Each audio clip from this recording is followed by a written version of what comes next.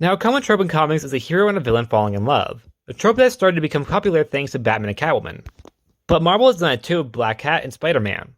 However, there's another couple at Marvel that is often overlooked, that was an attempt at this trope, and that is Captain America and Diamondback. Diamondback would first debut in Captain America 310 from 1985, where she would be a part of a terrorist organization, that being the Serpent Society. Now, from their first fight, we see a flirtation between the two, or a one-sided one, as it doesn't really seem like Steve really has a opinion on Diamondback. And after the fight, it would be made clear that Diamondback had a aggressive crush on Steve. You see, there's a big difference between this pairing and Catwoman and Batman and Spider-Man and Black Cat. The flirtation between those characters aren't one-sided. Also, Black Cat and Catwoman aren't really hardcore villains either, with both having redeemable qualities that aren't just I love the hero. And the relationship was built on beforehand. Diamondback and Captain America, on the other hand, weren't. Diamondback is part of the Serpent Society, a group of mercenaries who've killed people, along with her having no redeemable qualities other than that she likes Captain America. This whole flirtation feels very forced when it first starts. There was a fun side plot, though, about Diamondback and Dazzler swapping bodies that I actually really liked. But that's not what we're talking about today.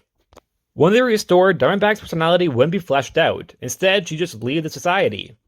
And because of that, now Captain America seems to have feelings for her, and the two just start to date. Her redemption, in my opinion, was rushed hard. And the fact when you take a minute to think about it, Diamondback was a part of a group of killers. Meaning, we don't know if she's ever killed innocent people. And Steve is okay with that and is dating her right after her reforming. But after Plot the Society wanting revenge, they thought maybe the two of them didn't belong together, and they broke up. This is when Diamondback and Captain America's relationship, I think, actually got really interesting. And yes, it was after they broke up. The two still respected one another. And Diamondback was instead inspired by the idea of getting redemption. It was no longer handled that she just wanted it because she wanted to be with Steve, but because she actually wanted to be a good person. And Steve was what gave her the push to try. She'd make her own group of formal female villains called Bad, with Asp and Black Mamba. The character, in my opinion, went from a one-dimensional individual to a two-dimensional character. With her breaking up with Steve, it was now developed that he wasn't the only reason why she wanted to be a hero. The two would interact, and when they did, they saw each other as heroes. Their breakup, in my opinion, made both characters come out stronger. Diamondback would help save people and actually earn her hero status, and I think having her and Steve be friends was a much better idea than them being romantic. It makes it feel more realistic because at the end of the day, their pairing seemed just like the generic hero loves villain. But the friend angle and how he inspired her to be a hero is actually pretty different, and in my opinion, refreshing.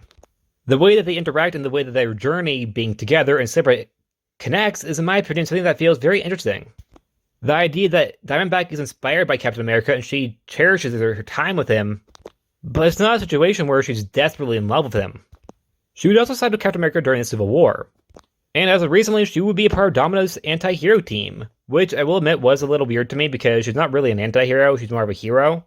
But I'm at least happy that they're at least using her again. I personally really like Diamondback. And I'm glad the character has come so far from when she first appeared, because her desperate, aggressive crush on Captain America was, in my opinion, a little over the top. Especially for the 80s. If it was the 60s, maybe I could just ignore it, because the 60s were known for having a lot of those aggressive crushes. But the 80s, that's a little uncommon. Now, Diamondback isn't as popular as I think a lot of people think she is. The reason why I say that is because there are a lot of people who say Diamondback is an extremely popular character.